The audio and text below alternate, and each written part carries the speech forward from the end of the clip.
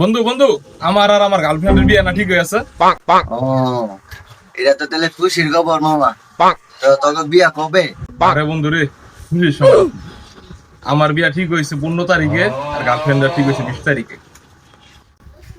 ও, তাহলে তো মামা দুইটার বিয়ে খেতে হবে।